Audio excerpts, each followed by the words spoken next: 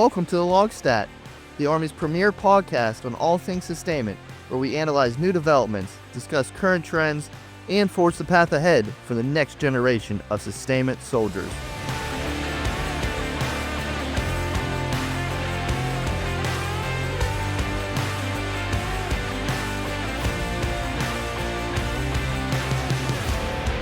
Hello everyone, welcome to another episode of the LOGSTAT. I'm your host, Captain Garett Pyle. Today, I am excited to be speaking directly to the NCOs out there on the new developments happening with how you can become a multifunctional logistician, the impacts to your career development, and how you'll be able to shape the future of sustainment as a combat multiplier for any unit that you serve in. For the officers out there, don't worry, we're going to be discussing how you can employ these assets within your formations to increase your overall lethality. Now, let's get ready to dive into the conversation today. And with me, I have Command Sergeant Major Summer Reign Riley-Fernando, who serves as the Command Sergeant Major for the Army Sustainment University Student Support Battalion here at Fort Lee, Virginia. Command Sergeant Major Riley-Fernando is a native of Cincinnati, Ohio. She joined the Army in 2004 as an 88 Mike motor transport operator.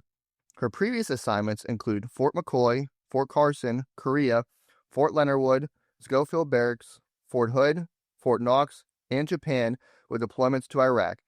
She holds an Associate of Arts degree from Chaudhamy University and a Bachelor of Arts degree in Leadership and Workforce Development from the Command and General Staff College. Personal training certification through International Sports Science Association and Project Management Professional Training / Certification. She is currently pursuing a Master's of Science in Clinical Mental Health Counseling through Walden University. She is a member of the prestigious Sergeant Artie Murphy Club and a recipient of the Ancient Order of St. Christopher Award. I'm so excited to have you on today's show, Sergeant Major. Welcome. Well, top of the morning to you, sir. Thank you for having me. Although I must admit, you did kind of knock me over the head and drag me here. Nevertheless, it is an honor to represent the sustainers who truly keep the Army moving. Oh, Sergeant Major, yeah, I know I wanted to be able to get you in the studio today, just be able to have this good conversation. I know we've had a lot of good discussions about this topic. I've already learned so much just from talking to you with our pre-notes and everything that's going over it. So I'm excited to really get this information out to the audience out there so they can have a greater understanding themselves on the impacts, what it means to be a multifunctional logistician for the NCO Corps, and really just how the officers can employ it. So without any further ado, let's just get into it. And the first thing is, what is a multifunctional logistician? All right.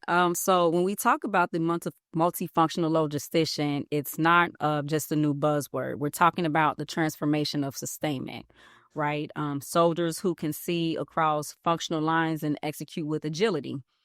The Army recognized that in large-scale combat operations, we won't always have the luxury of having perfect fighting conditions or full sustainment footprint. We'll need logisticians who can think on their feet, anticipate requirements, and synchronize effects no matter the echelon. The M1F is the future battlefield's problem solver, essentially a sustainer that can move from motor pool to movement table without missing a beat. So this multifunctional logistician, it's a PDSI, the M1F is what you said? That's correct, sir. Okay, and now is this only open to the enlisted side? So it is currently focused on enlisted soldiers. However, I do want to emphasize multifunctionality. Very hard for me to pronounce, but you get what I'm saying. It's an Army-wide requirement across officers, warrants, and DA civilians. So this M1F, or M1 Fox, PDSI, so is it going to become an SQI? I know that's something I've heard. Yeah, so I am happy to report that it is going to be transforming from a PDSI to a SQI. The SQI was recently signed off on by CASCOM, and it is now with T2COM. From T2COM, it will then go to Headquarters DA for approval. So I know we just threw some acronyms out there for the audience, and they're like, okay, what's a PDSI? What's an SQI? Like, what are these things? Like, what's it matter between the two? So PDSI is a personnel development skill identifier. It recognizes a skill, but it doesn't influence assignments. And then you have the SQI, which is skill qualification identifier. It impacts assignments, pathways, utilizations, and structure. So both codes identify personnel that have a specific skill set or a certain skill set. However, the SQI is going to carry more weight because it will identify those personnel that are capable of serving in certain positions, such as FSC, First Sergeant, S3 NCOIC, regardless of what their MOS is. So in essence, let's look at the MTOs, for instance. Are they going to be listed as having like an SQI for a certain slot now? Yes, no, that's correct. So the intent is to have a SQI attached to S3 NCOIC, SPO positions, or distro platoon sergeant or FSC first sergeant positions. Okay, so pretty much it's putting more of an emphasis on the Army recognizing, hey, we need soldiers that have these skills to serve in these positions to really, as mentioned at the beginning of this, to be that combat multiplier. So I guess that kind of really gets into my next point now is what impacts to the force or those are going to be by having the M1F as an SQI. So it's going to standardize training requirements across the enterprise, right? And I'll get further into that and how we are at Army Sustainment University, how we are adapting our institutional learning to support the M1F, right? So I'll go further into that, but commanders can deliberately request and employ M1F soldiers, right? And understanding that you're not just getting a specific MOS, you're getting a multifunctional logistician that can operate across the battle space, regardless of the MOS that they're serving in. Okay, so it's I know as you're talking about it, so this is all about adaptivity, being able to adapt to whatever the changing battlefield is going to be. So how does that function with the different sustainment branches? Okay, so historically, you had supply, you have maintenance, you have transportations, and we lived in silos. Supply did supply, transportation did movement and coordination, and then you had maintenance who essentially stayed in the maintenance bay. That worked in the past eras, but with LISCO and multi-domain operations, the fight is too fluid for that. Okay, and so what we realize is that the enemy is targeting our logistics networks, our communication systems, and our resupply routes. So that means every sustainer needs to be multifunctional, capable of operating independently, cross-trained, and confident outside their MOSs. Think about it, right? You have a 88 Mike who understands distribution management, a 92 Alpha who can troubleshoot maintenance backlog, or a 91 Bravo who can coordinate convoys. That's combat power, right? Combat multipliers. So I'm a person that's really big on quotes and history. And so the M1F embodies what General Charles Hamilton called the art and science of sustainment. The science is our systems, and the art is the agility to apply them anywhere. Okay, I like that. And I am definitely someone myself is always big in quotes and living my life by a few different quotes. So kind of gives you that motivation and why we're doing the things we're doing.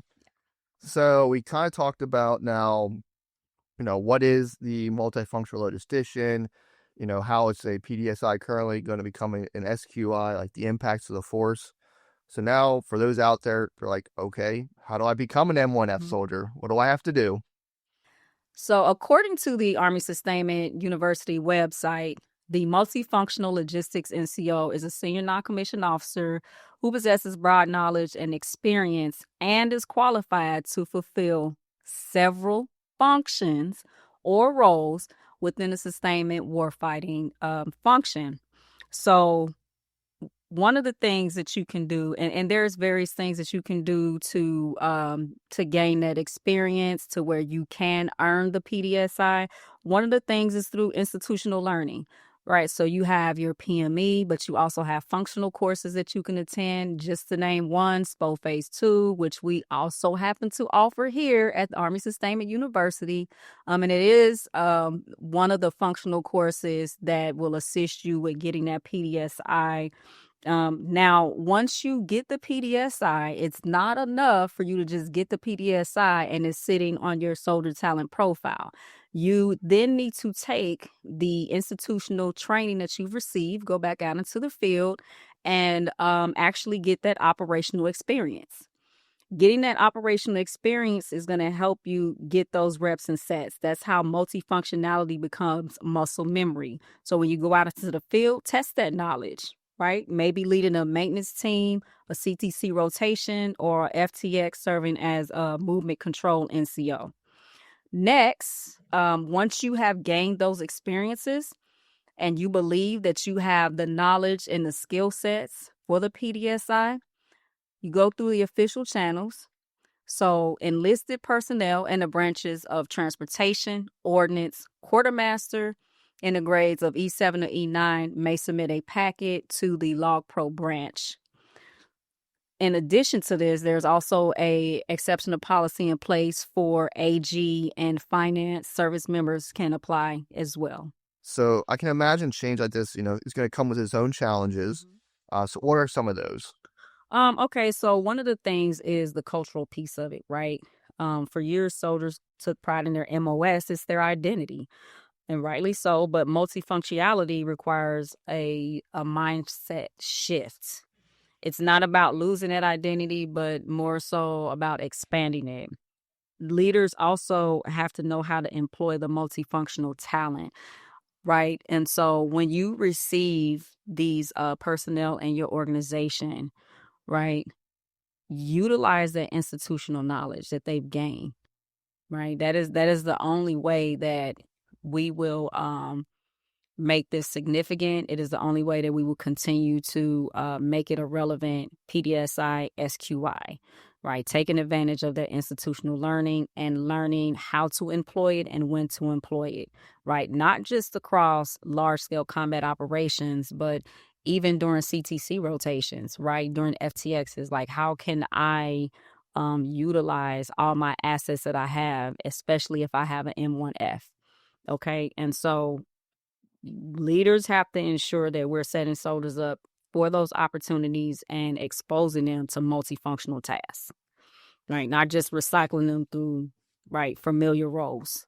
Okay, so that's important. And then also ensuring fair, consistent awarding of the SQI. And we'll get into that a little bit more because that kind of ties into the evaluation and NCOER piece. Okay. And then what about opportunities? So they become more promotable, more dependable, and it is also, and I say promotable because it is a way for you to stand out amongst your peers, because not everyone will get awarded the SQI, right? There has to be certain skill sets, there has to be certain training that you have acquired in order to be identified as an M1F. More deployable, right? Because you're added value across the force now. And then being multifunctional, it doesn't replace expertise, but it does multiply it. The battlefield rewards agility, and the M1F makes that agility possible. Nice. And, we kind of talked a little bit just now about, what they're bringing to the force. Mm-hmm. So then for all the commanders out there, how should they really employ these multifunctional logistician as combat multipliers within their formations? Okay, that's a great question, sir. So use them in distribution nodes, use them in mission command positions and cross-functional roles. If they come back to your organizations and they're traditionally serving in a squad leader position, platoon sergeant position, how can you capitalize on the knowledge that they have during these CTC rotations, right? During deployments? How can I utilize that as a warfighting function? And also, too, there are combat multipliers and there are gap fillers and synchronizers.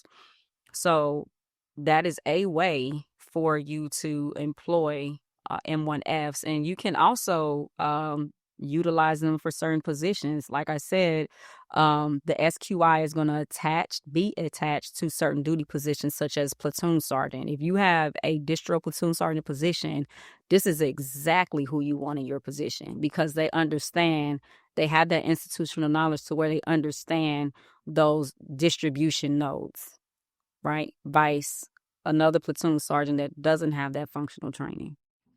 Yeah, it all comes back to the skills we have, continuing to be able to sharpen them so that, one, we don't become dull and that we can take the skills that we have better those around us, because people are going to look to those who have that skill identifier. That, okay, Absolutely. this person knows. Well, I'm not going to say, well, they know fully what they're talking about, but like they've been to the training, they have their certifications, they are able to not just focus on one aspect of what their MOS is. They're able to, as we talked about, be adaptive across the battle space. Okay, I'm a transporter, but then I know how to then help out or work with the maintainers or with supplies. So it just really helps commanders out there be, okay, I have the senior NCO, and I always say EA out there.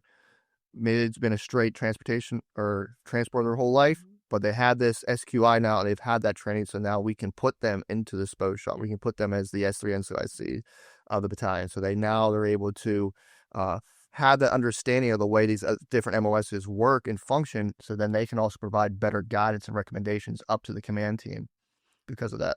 No, yeah, absolutely, sir. And it's important for them to get, them being the multifunctional logistician, it's important for them to get those reps and sets, right? Because you may have the skill identifier, but if you're not utilizing it, you'll lose that knowledge that you have gained. So it's very important for commanders, senior leaders to place them in positions where they will get those reps and sets, where they can continue to be that adaptable non-commissioned officer that we need on the battlefield during multi-domain operations and let's go. Exactly. And then you mentioned before, like how we evaluate sustainers' marriage just as much as how we train them. Can you expand on that? Personnel in the quartermaster branch often receive the PDSI because their NCOERs reflect multifunctional tasks. When we talk about the M1F PDSI, we often see an imbalance. It's primarily awarded within the quartermaster MOS series, but multifunctionality, it applies across the sustainment enterprise, including our CMF 88 soldiers, the transporters. The reason why I believe that there's a distinction that exists today is because of evaluations. It all comes down to evaluations. How we document what our sustainers are doing. What you don't say is as important as what you do say. Transporters, other MOSs, they are doing the work, but it isn't always captured. Bottom line up front, what gets documented gets recognized, and what gets recognized gets resourced. So to validate multifunctional sustainers, NCOERs must capture supplies of class move, maintenance integration, and distribution planning.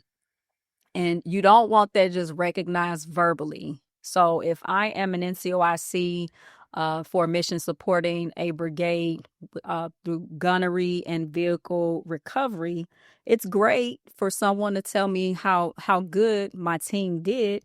However, it must live in record, like it needs to be recorded and documented on an NCOER, because ultimately what gets documented gets developed and it leads to promotion. And it could also lead to you being awarded the M1F PDSI. And so I really want all of our sustainers out there to focus on their evaluations and what they say to ensure that your rater and senior rater are accurately capturing everything that you're doing as a sustainer. I would also like to provide an example, right? So if a transportation NCO coordinated class 5 movements under threat, that's not just an ADMI doing their job. That's a multifunctional sustainer mitigating risk, synchronizing supply, and sustaining tempo. That's strategic readiness at the tactical level. And so we can't just recognize that verbally, like I said, because it's fleeting, right? And we will forget. It has to live in a record because what gets documented gets developed and ultimately gets promoted. No, exactly. And I think that goes across the board for anyone out there. It's how important just the evaluations are, and just making sure you document everything correctly. Yes. And because if you don't, you miss stuff, and it just, things get lost. And I know that especially this will go out to especially our junior officers out there. Yeah. And our second lieutenants, first lieutenants, when you're writing those evaluations, I know this is like going to be your first ones, but that, even though that's probably your first evaluation, that's going to have a huge impact on your platoon sergeant or that senior NCO that you're working with. So it's very critical that you working with them, make sure you're writing this correctly so that you're not missing key details and then hinder their career development at all. Yeah, absolutely, sir. And just to tie into that as well, it is also the individual soldier's responsibility to be a part of the process of writing their evaluation, right? Because ultimately it's your career and you don't want to leave your career in someone else's hands, right? And so you also need to ensure that you are capturing those things that will identify you as a multifunctional logistician and have those conversations with your rater and your senior rater to ensure that they're accurately capturing that, and it paints a clear picture of what you're doing to move all classes of supply across the battle space. Exactly. I mean, really, nobody cares more about your career than yourself. That And was correct. when you get that evaluation, it should not be a shock to you. You'd be surprised. It should not be. You'd be Um, surprised. because you should be part, as you said, you should be part of that conversation as it's going through. That's why it's so important to have those monthly, quarterly counselings and just Mhm. be able to have those conversations so that you don't get like, where did this come from? Like completely left field. And especially when it comes to working with junior officers, and if you are a senior NCO, work with that second, first lieutenant to help Yeah. develop them when it Yeah. comes to writing. Yes, absolutely. Yeah, I concur, sir. So how do we ensure that the M1F is successful, especially now that it's becoming an SQI? Okay, so at the end of the day, none of this works without leaders. Okay. Our soldiers, they're ready to grow. They just need to see it being modeled, and they need to have those opportunities to serve outside of their comfort zone, right? Whether you're an 88, 92, or 91, right? We have to get away from labeling soldiers as just being that. Oh, you're a transporter, so you move this. You're a 92 Alpha, so you primarily deal with GCSs. No, like we're trying to create a multifunctional soldier. And so when you have these soldiers, when you identify them in your formations, then you need to utilize them in a way that is going to capitalize on their talents, because it's not it it it doesn't just benefit that soldier, but it benefits the organization as well, especially you as a commander, right? You actually have a multifunctional logistician. You have a combat multiplier in your formation, right? And so capitalize on that, right? It's good for the soldier and it's good for the organization as well. And so we as leaders have to recognize that talent that we have in our formations, and we have to utilize that talent. So I mean, that's leadership in its purest form. Service, adaptability, and influence. Oh no, yeah, absolutely. As leaders, we have to create a culture to where, you know, we are allowing our M1F personnel to be adaptable. And a way to do that, and I know I keep emphasizing this, but I keep emphasizing the talent management piece because that is crucial to the M1F being sustained. And it's also crucial to it being relevant, right? And so if we do not utilize the talent that comes with that M1F identifier, then essentially it will not become relevant. And why are we doing what we're doing, right? And so we want to keep it alive. We want to keep it relevant. And we want to make sure we place our non-commissioned officers in positions where they can be adaptable outside of their MOS. So is there anything that we missed today that you would want to talk about? Embrace multifunctionality. Don't run away from it, right? I want to challenge every sustainer listening to embrace multifunctionality as your professional standard, not just as a passing initiative.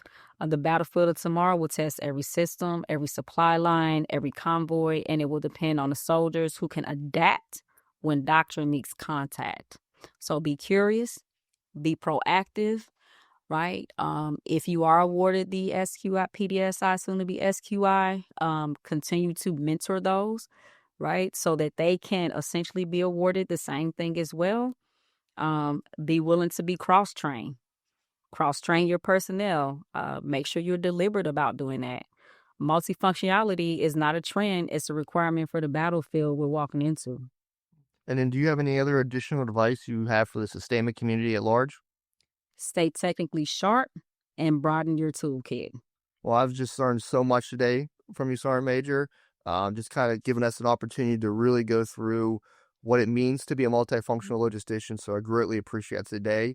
And I know we didn't have a chance to get into everything. So, and on that, there's always going to be like cards and letters. I know if people have additional questions, anything that's a follow up to be able to reach out to you. So, where can people find you if they have any follow up questions? So if there are any follow-up questions, you can reach out to me on Global, or you can also reach out to me on LinkedIn. Perfect. But once again, I just want to thank you for taking the time to come in today and guiding our audience through the benefits of having the M1F PDSI, soon to be SQI. And this is just another way to show excellence and increase our lethality across the force. So, sir, I just want to thank you again for this opportunity. I appreciate being able to represent sustainers across the Army. Thank you for just thank you for giving us the opportunity as non-commissioned officers to be able to also show our talents and what we bring to the fight as well. Of course, Sergeant Major, we're one team, one fight. And that's the thing I always tell people is that when you're going through any operation, any planning operation, a plan will not survive if you plan in a vacuum. If it's only solely officers, if it's only solely NCOs or only solely warrant officers, it must be a unified team planning that and working together so they can all provide their expertise to the force. But once again, just thank you so much for coming today. The identifiers we have are not just the chest candy to separate ourselves from our peers. They're to show those around us that we bring a certain skill to the table and serve as a combat multiplier for any unit that we serve in. Then others can look to you for expertise in whatever field that badge or skill belongs to. However, every year you should be finding ways to sharpen your craft or skills with new education, because a knife that isn't sharpened will become dull over time. But that is all we have today, folks. Sustainment leaders start here. See you next time.